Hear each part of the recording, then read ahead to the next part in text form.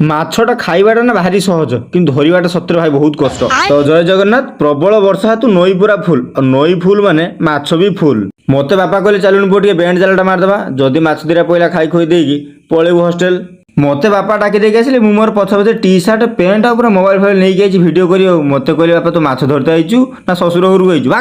ତ ମୁଁ ମୋର ପୁଣି ଥରେ ଯାଇକି ଗୋଟେ ଗାମୁଛା ପିନ୍ଧି ଗୋଟେ ଟ୍ୟୁ ନେଇକି ଆଇଲି। ଆଉ ଟ୍ୟୁ କ'ଣ ପାଇଁ ନେଇକି ଆଇଲି ଜାଣିଛ?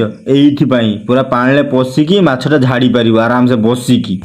ଆଉ ଏଇଟା କୁହନ୍ତି ନିଞ୍ଜା ଟେକ୍ନିକ୍, ଯେ ଏତେ ପାଣି ହେଇଥାଉ ଆରାମସେ ବସି କିନ୍ତୁ ଜାଲଟା ଛଡ଼ା ହବ। ହେଲେ କ'ଣ ମତେ ତ ବସି ଆସେନି, କେମିତି କ'ଣ ଚଲାନ୍ତି ମୁଁ ଜାଣିନି। ବାପା ମତେ କହିଲେ ତୁ ଖାଲି ମତେ ଆଣିକି ଦେ, ବାକି କାମ ମୁଁ ମୋର କରିଦେବି। ଆଉ ମୋ ବେଳ ଏତେ ଭଲ, ଜାଲ ବସଉ ବସଉ ଗୋଟେ କିଲିକିଆ ଭାକୁଡ଼ରେ ପଡ଼ିଗଲା। ଆଉ ସାଙ୍ଗେ ସାଙ୍ଗେ ମୁଁ କହିଲି ଆଜି ଶନିବାର କେହି ଖାଇବେନି, ମୁଁ ଖାଇବି, ବିବେ ଖାଇବ, ଆଉ କ'ଣ ଦରକାର। ତା ସାଙ୍ଗରେ ଛୁଆ କଙ୍କଡ଼ା ନେଇ ପଡ଼ିଥିଲା, ମାନେ ମୁଁ ନିଜେ। ତାପରେ ମୁଁ ଝିଅକୁ ଫୋନ୍ ଦେଇକି ବିଦା କରିଦେଲି, ମାଛଟା ଦେଇକି ଯା ତୁ ରାନ୍ଧିବୁ ଭାଇ। ତାପରେ 3ଟା ଜାଲ ତାପରେ ମୁଁ ବସେଇକି ଆସିଲି। ଆସିଲା ପରେ ମୋ ଅବସ୍ଥା ପୁରା ଖରାପ। ବୋଉ ରେଡ଼ି କରି ରଖିଥିଲା ପୁରା ମାଛ ତରକାରୀ, ବିବେ ଆରମ୍ଭ କଲା। ଆଉ ତାକୁ ଟିକେ ମୁଁ ଖୋଇଦେଲି, ଯେହେତୁ ମୋତେ ଭଲ ଲାଗେ ତାକୁ ଖୋଇଦେଲେ।